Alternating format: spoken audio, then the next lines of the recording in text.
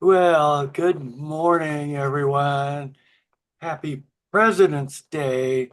I don't know how you really celebrate President's Day other than go buy things on sale, but happy President's Day anyway. Welcome to another session of the 18th annual Transforming the Teaching and Learning Environment virtual conference. Yes, I'm Bob Hales. I'm still your moderator. Don't forget the Journal of Educators Online, JEO, is our sponsor this year. They have a zillion or close to it refereed articles, and I think you'd find something of interest there. So take a look at it. It's at thejeo.com.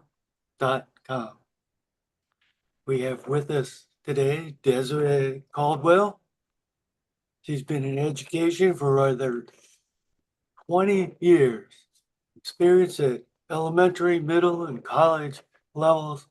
She's been a faculty member in the Masters in Education program at Gwynedd Mercy University for over 10 years. That's a fully asynchronous accelerated program. As you can see, she's going to talk about fostering belonging and community in the virtual classroom. And Desiree, I'm going to turn it over to you. Okay, thanks, Bob. Good morning, everybody, or afternoon. My name is Desiree Caldwell, and thank you for coming to my session titled Fostering Belonging and Community in the Virtual Classroom. Like Bob said, our program is completely asynchronous and accelerated, which means all courses are 7 weeks long, and there's no break. As soon as one's done, the next one starts. So it's very rushed. So during this presentation, you'll hear what the literature says is needed in order to foster belonging and community in the online classroom, what I do to foster belonging and community in the online classroom, and what students are saying about their experience in my online classroom. Oops. Um, Sorry, I was going really fast. Um, it's not showing. I'm going to exit out because it's not showing my picture, and this is super important. This part is super important that you see, so I'm gonna use this. Okay, so to start things off, I would like to share this social emotional learning sheep scale about rating yourself about how you feel today so far, based on the 9 sheeps that you hear. And you can drop your number in the chat. I am feeling, um, I would say I am a 3 right now, feeling cloudy and having lots of things to do today in a short amount of time. How about everybody else? 5, yeah, a lot, always a lot going on, right, Kimberly? I don't see an image though, but I could still put in there. It just shows on my screen, it just shows like your Canva, add a text box. I don't see the image. Um, oh, do you see me But does moving the everybody screen? else? Do you see me moving the screen right now? No. Just shows a lot of open tabs at the top and like your, Hmm, that's all right. I'm gonna stop sharing and then I'll share again.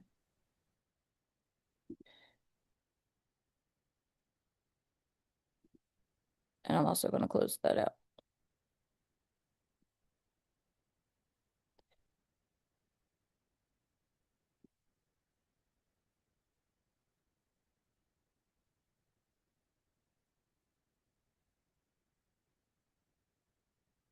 How about now? There you go. now I can see it. Okay. Well, we're just gonna have to use it th this way with the things on the side. Sorry. Okay, so let's try this again. But now I lost the chat. Now I have to try to get it back. Oh, there it is. Okay. So On the sheep scale that you now see, how are you feeling today, 1 through 9?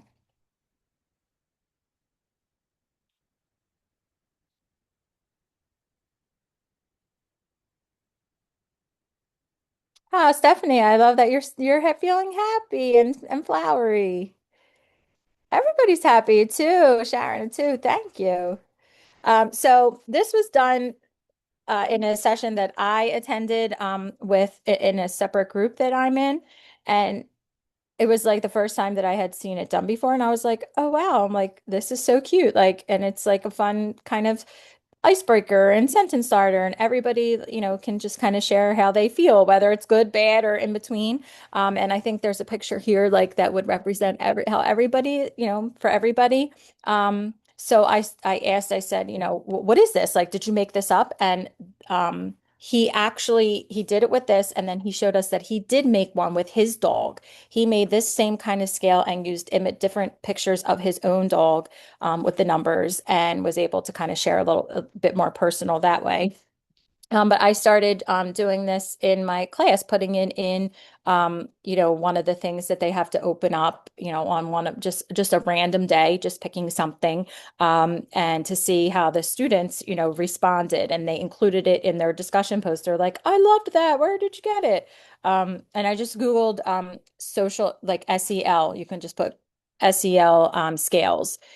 SEL animal scales if you want to use an animal. I also have one that's cheese. It's all different types of cheese. And like the one is like, I'm feeling Gouda with a picture of Gouda, and different things like that. So this was something that that I enjoyed and the students seemed to enjoy as well. Um, so a little bit about myself, even though Bob shared some things. So I've been in the elementary and middle school classroom for 16 years. I actually went back this year for financial reasons, but I am still an adjunct professor in the same program that I was a full-time professor in. There was only two of us, the program director and myself. So now I feel bad that she's all alone. But I was there for, over 10 years because I was the full-time faculty professor for 7 years, and I had already been an adjunct for probably 5 or 6 years before that. So I also have my own DJ business. My DJ name is DJ P. Leia for Princess Leia. And I have a 4-year-old autistic son who is doing really well now that he is in a one-on-one situation. And um, so just to give you a little bit of background about most of our students are career changers. So most of them have a bachelor's in, degree in something other than education. And now they're coming back because now they want to be a teacher, and they are getting their master's, and most of them are getting their certification because we have very few that are already teachers just coming to get their master's. So when we talk about belonging and community, it all comes down to engagement. And there are different types of engagement. There's engagement with content, engagement with peers, and engagement with the instructor. And a balance of all of those help to really create that sense of community and help the students feel like they belong there and they're not just a name on the screen. So, when students are engaged, that they are students who are actively participating. And this is something that, as a faculty member, I feel that you have to intentionally develop and include these types of strategies that we're going to talk about. In our program, so I should preface that as an adjunct, when I first started, I was handed the course. It's already done. You're given the shell, you're given the syllabus. You just basically have to, monitor it and make sure everything's working and grade. When I became a full-time faculty member, I was able to have a part in making revisions to the courses and, changing things to be more relevant and more engaging. And as I started attending conferences like this and learning different strategies, I was able to then continue revising and developing them and adding these types of strategies into the course. And now that my role has come back to an adjunct, I'm not going to be able to really do that as much, but I will be able to still share the information with the program director in hopes that she will make the changes. So the first one we're going to start with is there's also barriers to engagement. There's three types of barriers: a social barrier, an administrative barrier, and a motivational barrier. Um, so sorry, let me back up. So when it comes to engaging with the content, the literature says that students are um, that assignments should connect and reading material should connect to some type of background information that the students might already have, or any work that they've already done in a previous course or in the week, prior to that course. Um, Instructors should also include innovative technology tools, because that can help students actively engage with the content. And it makes it more appealing. And when I say that, I don't want to say that for everybody because we have an older population of students. A lot of our students really do struggle with the technology piece. So sometimes we try to include, different presentation applications and different modes, and we give them lots of different examples because some of them really do struggle, and we don't want that to also then become a barrier to their learning. And trying to include different modalities. So maybe for an assessment, not just including one type of assessment. Students could, make a choice of different ways that they could demonstrate their learning. And then when it comes to engaging in peers, the literature says that improving collaboration among peers will help that sense of community, and having them socialize and integrate the educational component and the content that they're learning will also help that engagement. And the course that I'm teaching right now, there's a group assignment that they have to work on every week.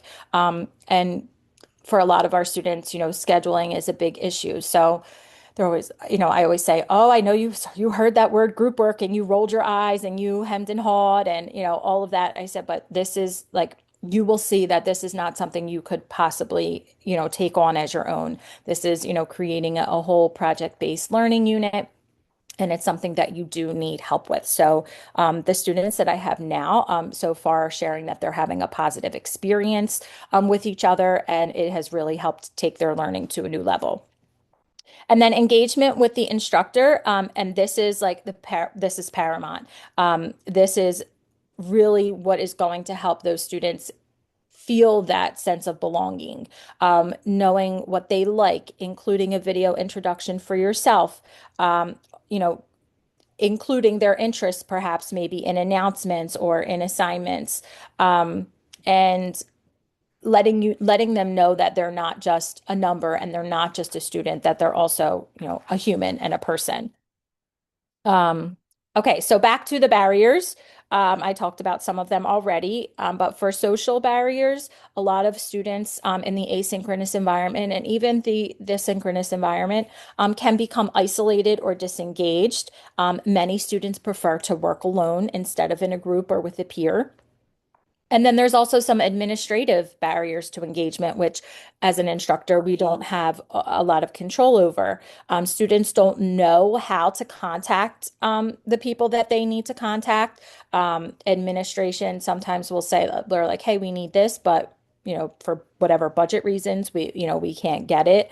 Or sometimes instructors don't respond in a timely manner. And because the course pace is very fast, that really can hinder a student's level of engagement if they're not getting their questions answered or getting the help that they need. And then motivational, a barrier for motivational engagement. The workload could be too much depending on their outside responsibilities, from the course. They could have multiple responsibilities, being a parent, being a full-time, employee somewhere, and trying to do this. And then some people, including myself, some people are just procrastinators. So that kind of that also plays into their level of engagement, feeling diminished.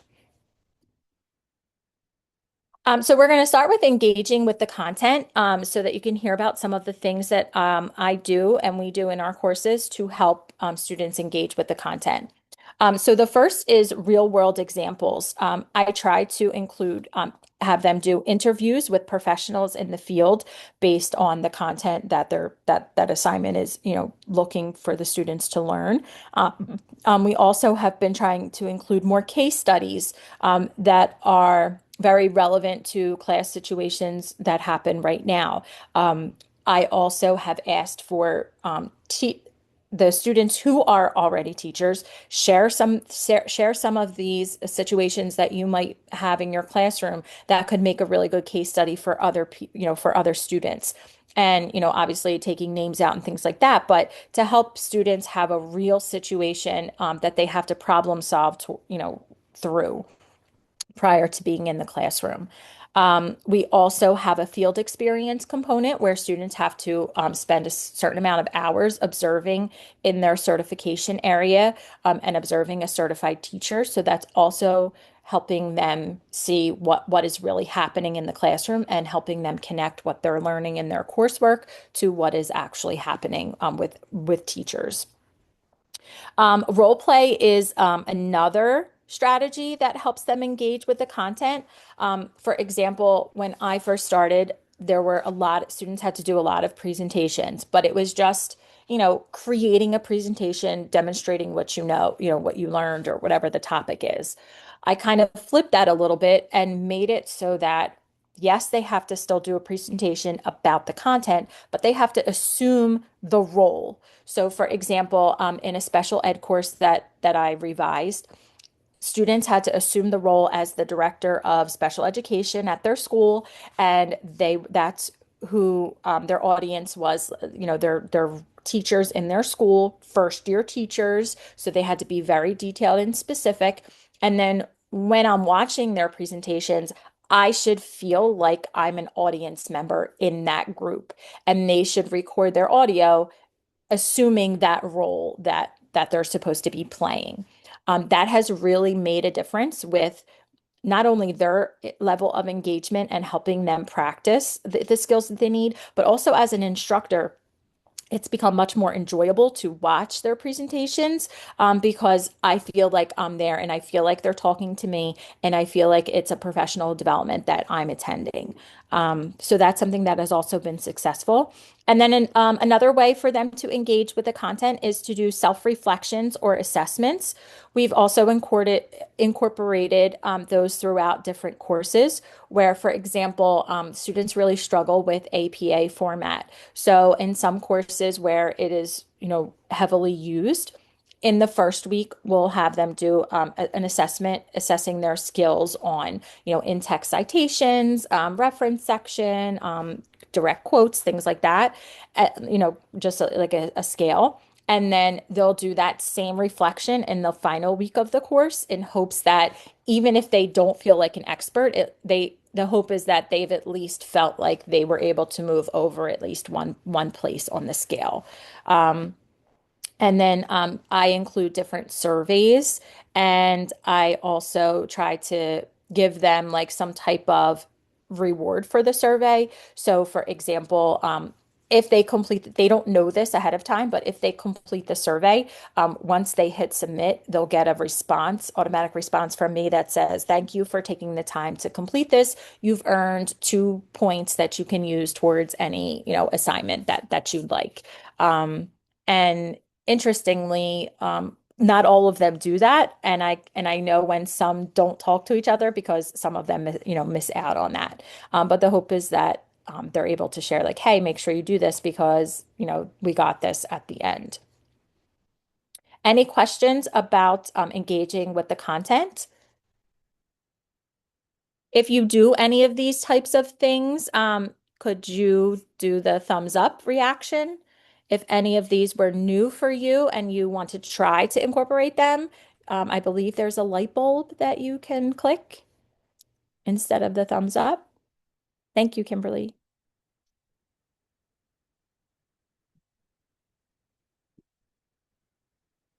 Okay. So now I will move on to engaging And also, if you do anything that connects to anything I said, please feel free to put it in the chat, and I'll make sure to address it before we move on to the next slide. So this is engaging with peers, and the first one that I think is typical of any kind of online program are the discussion forum.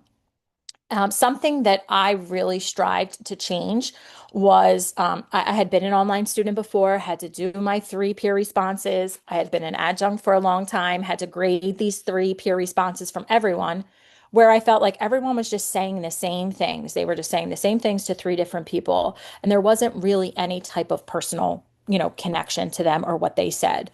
So I really petitioned to have that changed and lessened to one peer response. But it couldn't just be, oh, great post. I loved what you said. I can relate. We incorporated the RISE model, and that means that all of their responses that they write have to include a reflection component, that's the R, an inquiry about the peer's post, that's the I. The S is for a suggestion.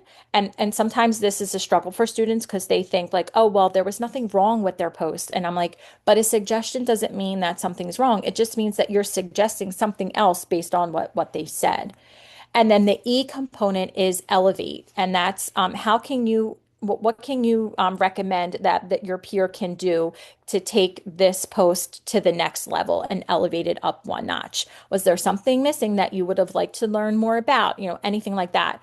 And there's a document that we include for them where it gives them sample sentence starters for each of the components and also different ideas on what they could talk about for each of those components.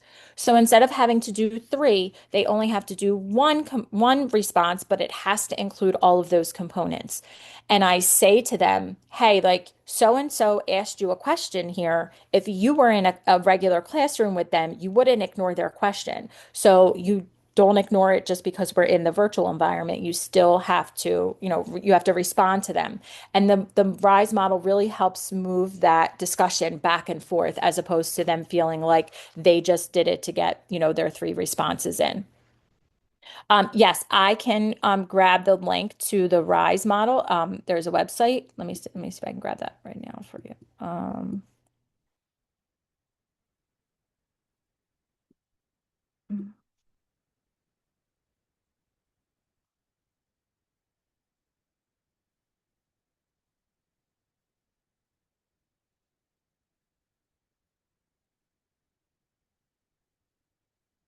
They actually have their own website.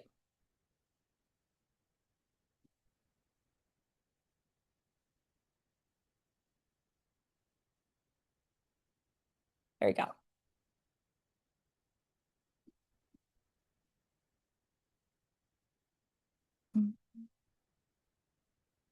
You're welcome. And just like the presentations, it also has made, from the instructor standpoint, more enjoyable to read their responses because it also gives me a chance, a different place to be able to respond to them. So I might have an answer to their question, or I might have some experience in something that they might be, struggling with or wanting to know more about. So it becomes another area where I can provide feedback to them, not just on their initial discussion.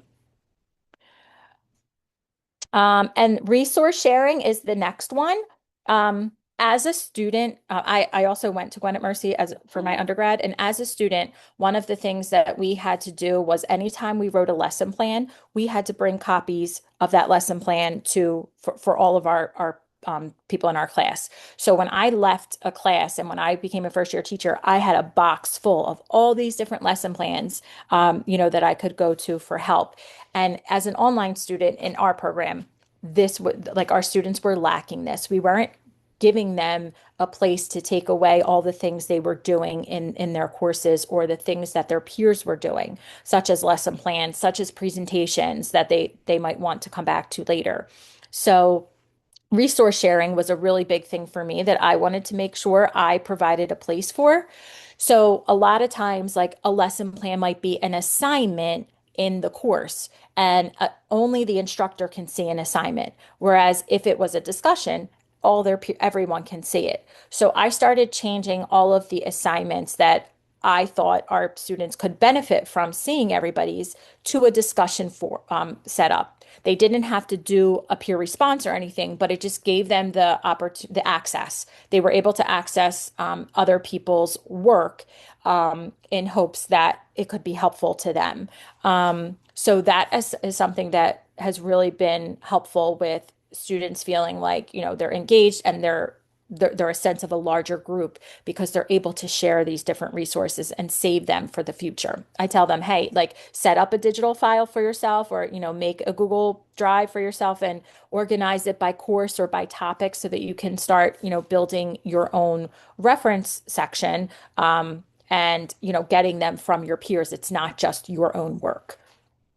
Sharing professional resources like journals, like Bob shared at the beginning. I try to share different articles and different actual journals that I have found helpful as a teacher. Or professional organizations such as Kappa Delta Pi, that's the International Education Honor Society. So I try to share these things, and we also have a supplemental section in each week of the course where it's not directly connected to assignment, but it might be directly connected to the topic for that week. So there's another section where they don't have to read it, but it's there if they want more information about a specific topic. And I add to those areas often, like, as I find new things or something comes across my inbox that I think would be helpful and a good addition, I add it into the course. Um, I also share um, things that I've done, lesson plans that I've done with them. I share lesson plans. I take pictures of my student teaching portfolio. It's in a big binder. It was not digital, back then. So I share those types of things with them to, think about, hey, like how can you start making this, into a digital format for yourself for when you go to interviews. Group and partner work is the third strategy. And some new things that we've been including instead of a typical discussion, students have to do a podcast. So I may partner them up depending on how many students are in the class with one person or maybe a group of three. And instead of them having to type out the discussion, they have to record themselves, on this podcast. And I tell them they can be in the video, but they don't have to be visually in the video. It depends. Some podcasts are audio only, some are, video and audio. So that's also a choice for them. But they have to find a time to meet. They have to do the actual work, even though they might not have to write it out. But if they don't do the work, they're not going to be able to talk about it. But that has also helped boost our level of engagement and again, create that community where they're working with different people. I try for scheduling purposes to keep it as easy as possible. I try to keep the groups the same throughout the times that they have the podcast in different courses, just for consistency. And, again, they don't have a lot of time in between to do the assignment and then try and schedule to meet for the following one. And then same with group work. Like I said, in this course right now, students have to create a project-based learning unit. At least, from start to finish, they have to plan everything. They have to write out every lesson plan that goes with it. And that's something that they meet on their own to do right away from week one. And each week they work through this stage of the unit template, and I provide them feedback along the way so that they can, keep revising it and moving forward until the last week. They're actually in this week right now where they're going to be writing their lesson plans for the unit. And this is something that I tell them, like, I want you to walk away with being able to teach this in your class. These students are secondary students. So while they might not be teaching the same subject area, the overall learning and the overall way that they design the unit is the same regardless of the content. So they have to design the rubrics, they have to design any materials that go with it. So it's a really big group project that I have seen benefits from, in the end. Peer review, this connects back to the RISE model that I mentioned, where they have to review just one peer's discussion post. And like I said, it might not always be a typed out post. It might be a brochure that they might have had to do, or, some type of infographic, or a lesson plan. And again, they have to do that response that includes all five components of the RISE model. And something else that I do for that when it comes to when they have to do a presentation. Normally, our work is due Thursdays and then their peer feedback is due Sundays. But when it comes to like a presentation or something that I want them to be able to actually use, in the future, on their own or, of a classmates for a presentation example, I have them it's due on, they submit like a draft. And even though it uses the word draft, I tell them it should still have everything that the final will have. Draft just means you're going to get an opportunity to improve it based on your peers' feedback. So their presentation is due on Wednesday, the draft, and then students have to watch at least one and respond with feedback on how they can improve it using that RISE model by Friday, so that students have a couple days to be able to revise any part of the presentation, by the final version on Sunday. And the final one is a virtual student lounge. And this is something that is not content related at all. It's just a section of the course where students can go and post anything at all that they want. Maybe they had a bad day. Maybe they were doing their field experience and the teacher did something awesome, or vice versa. Maybe they were in a field experience and something went really wrong and they learned a lot from it or wanted suggestions from other people. Anything at all that they would like to include. Maybe they are struggling, as a mom or as a dad, on that day, and they just want to vent or whatever. Some students have also included some pet galleries and posted pictures of their pets to share. So anything that is not course related, just again to help them build that camaraderie with each other and with myself. Any questions about engaging with peers, any of these strategies? Thumbs up if you do any of these. Light bulb if you learned something different that you'd like to try.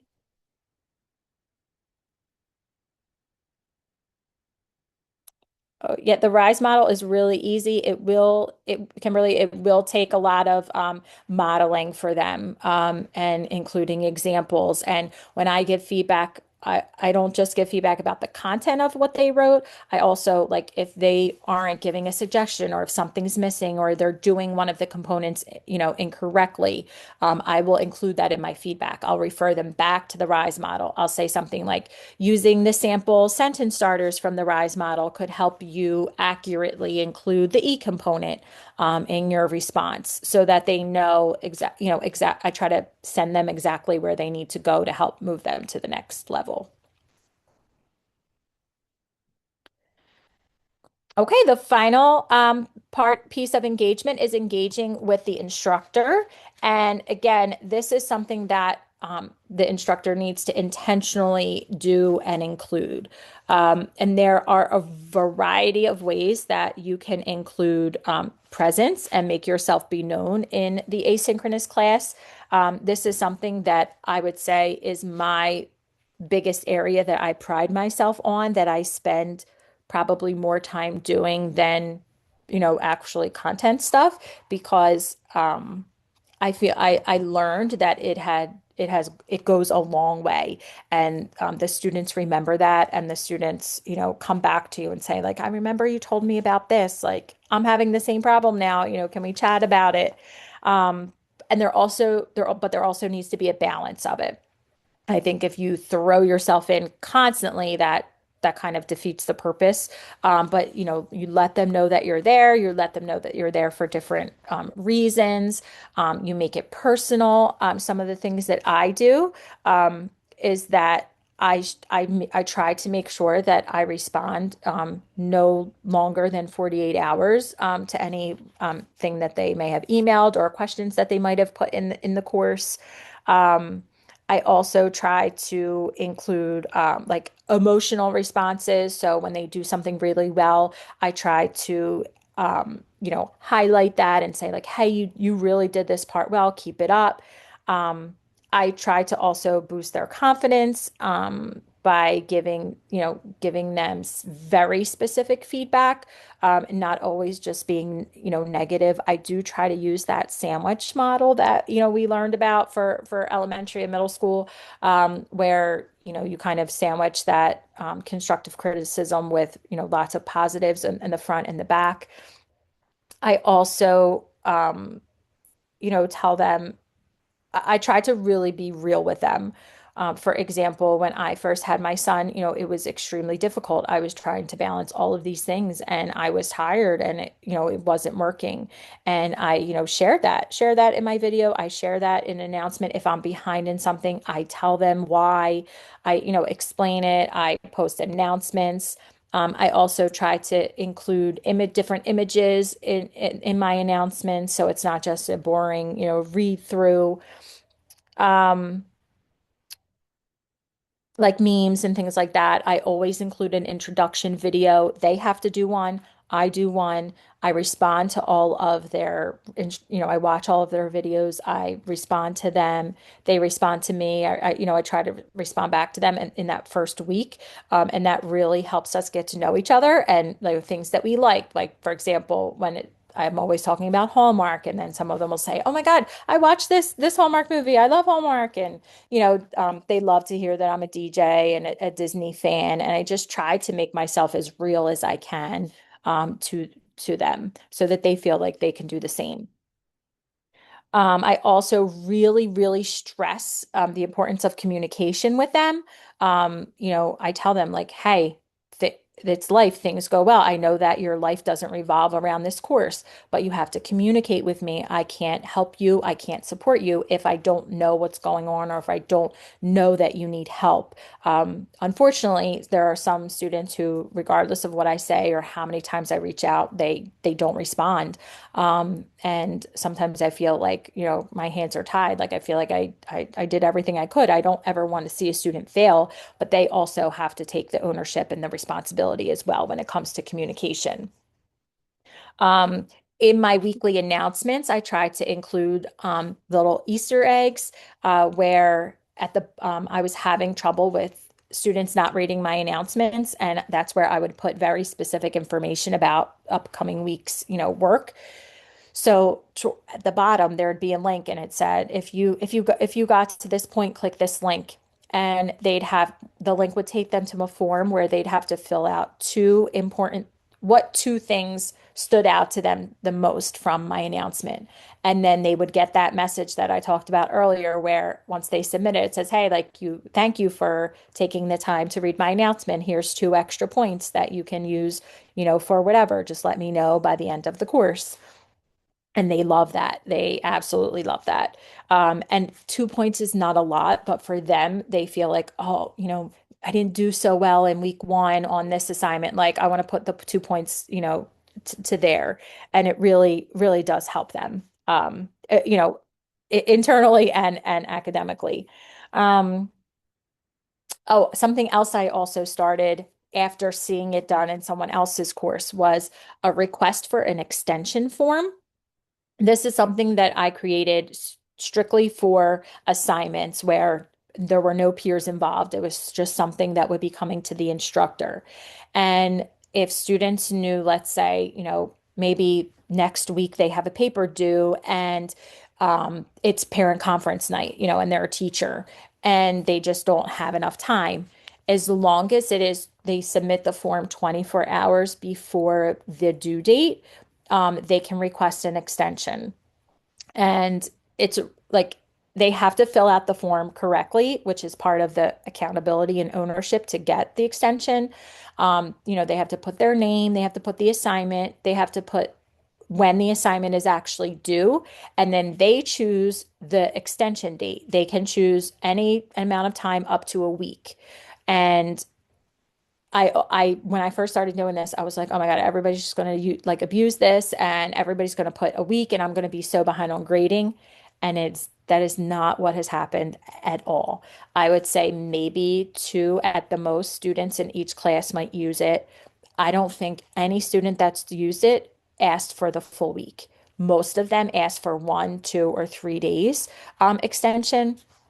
And they and there's a spot at the bottom where it's open-ended. It's not a required question on the form, but it's a place where if you want to tell me anything about this, feel free, but you don't have to. And almost every time the student, writes a little explanation, as to why they're asking for it. Again, they don't have to, but they do. And I say, as long as you filled out the form correctly and you adhere to the time frame, then your request will be granted. And again, it can't be used for a discussion because then that affects their peers being able to respond, and I don't want that involved. So it just has to be an assignment where it only comes to me. And that's something that has really, really gone a long way. And like I said, I thought it was going to be abused, but so far in the several years I've been doing it, it has not been, surprisingly. And then one final thing that I like to do is a shout out announcement. So lesson plans are often hard for our students because they don't have that experience with them. So like for example, I might do a separate announcement that's just a shout out announcement, and it might say, so and so did a great job in their essential question section. Check out how they did blah blah blah. So I direct them to a specific area, but I also give them a specific thing to look at to help those students who might be struggling in that area. I do this for the RISE model also, early on in the course, especially if it's like with the students like first or second course that they have to take in the program.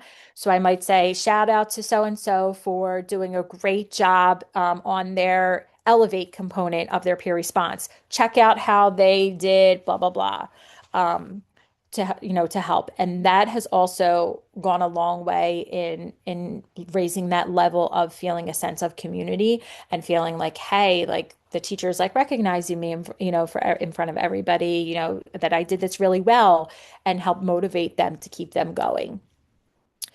And then when it comes to personalized feedback, this is also something that I really pride myself on.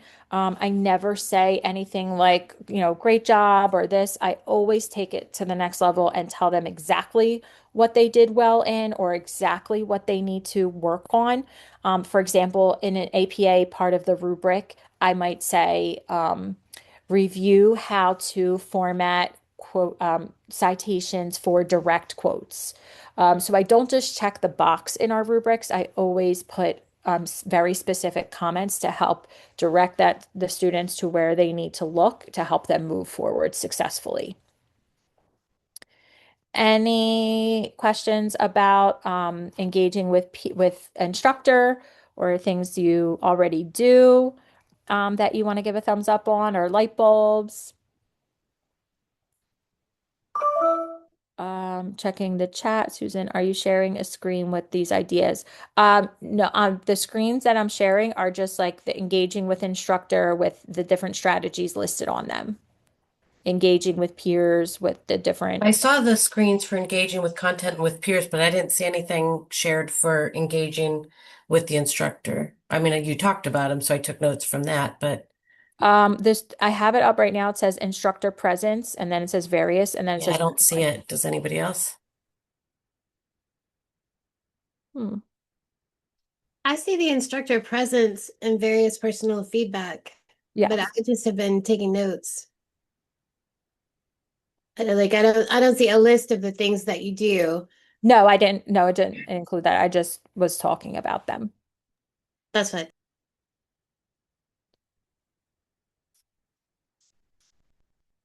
Okay, and then here are some of the things that I have gathered from emails.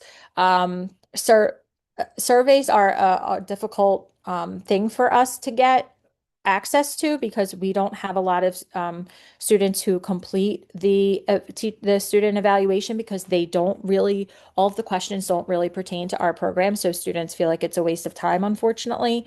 So I do my own end of course surveys, and I save things from emails.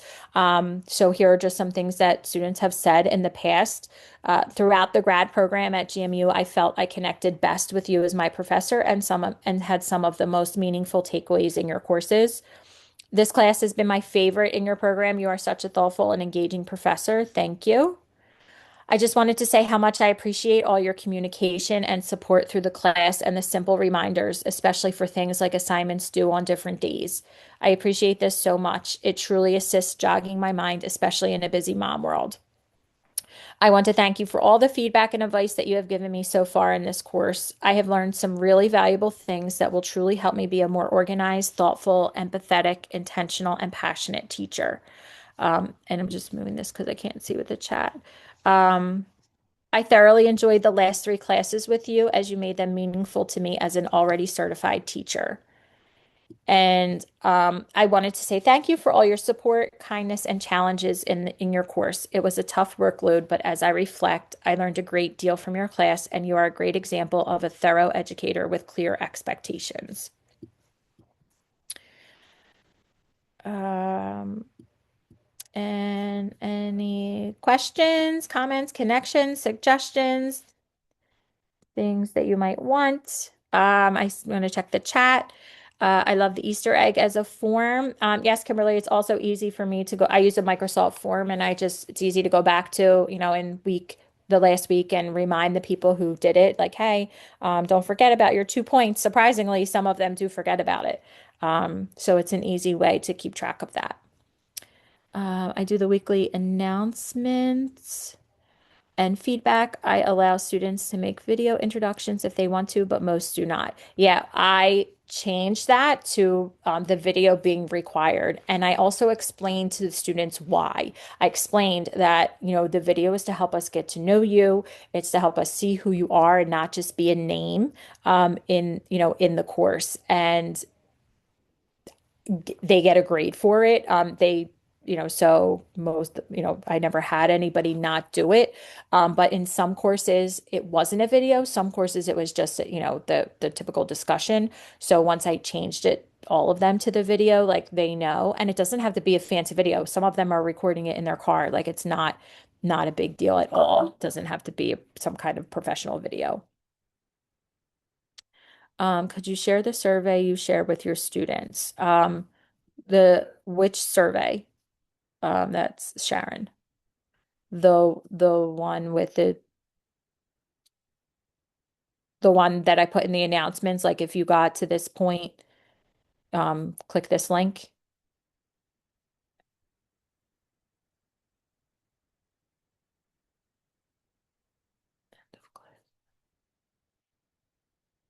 The end of class survey. Yes. I don't know if you will be able to access it though, because it's only for our organization.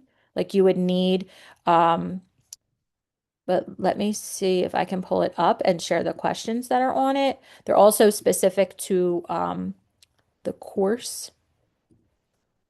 Um,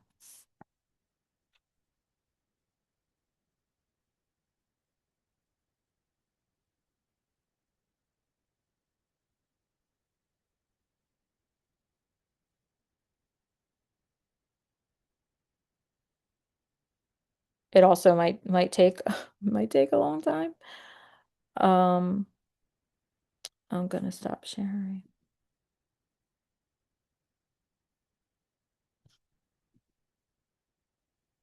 Mm,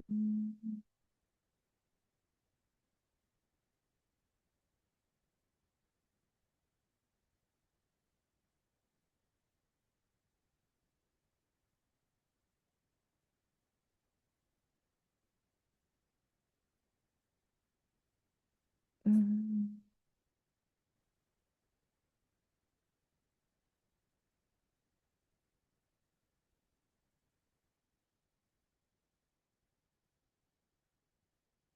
Sorry, finally got to the forms section now.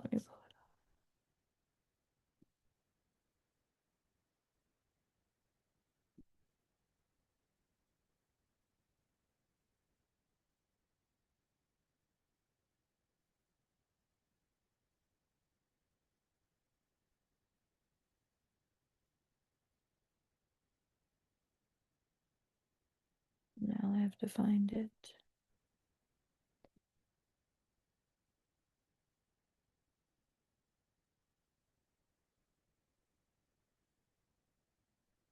Um,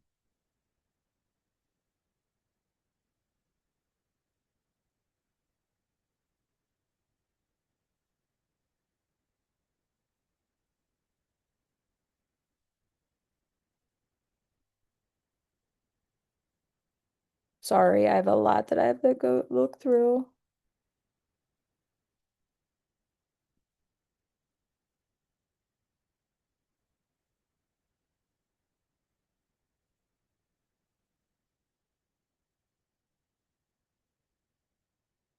Here's one. All right, I'm going to try to share again. Okay, do you see the form? Yep, got it. Okay, it Yeah. says EU 502.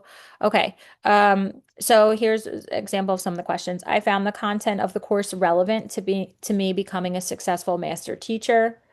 And then after every question, there's a place if they want to fill out like some comments, but they just are required to answer the true or false question. The instructor provided meaningful feedback to help me grow as a master teacher. So because that's something I personally, work on all the time, that I wanted to make sure I put that question in there. The instructor provided meaningful feedback that helped me be successful in future courses in the program.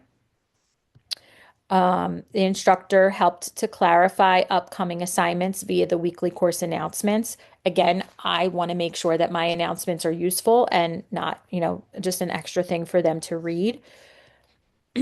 What is something that worked well in this course? Explain. What is something that could be improved upon in this course? Explain. Easy for them. I mean, the evaluation that the university sends out is just like a ridiculous amount of questions. Half of them don't pertain to the online format. There's a whole section on group work that they have to fill out, and not every course has group work. So I get the flexibility to create this and put questions that I'm looking for the feedback on. So these are areas that I'm looking to grow on. So these are questions that I include. So you can make it as, personalized as you'd like.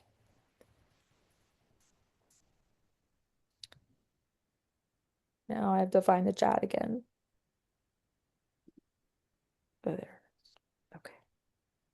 Well, Desiree, I think we're about out of time.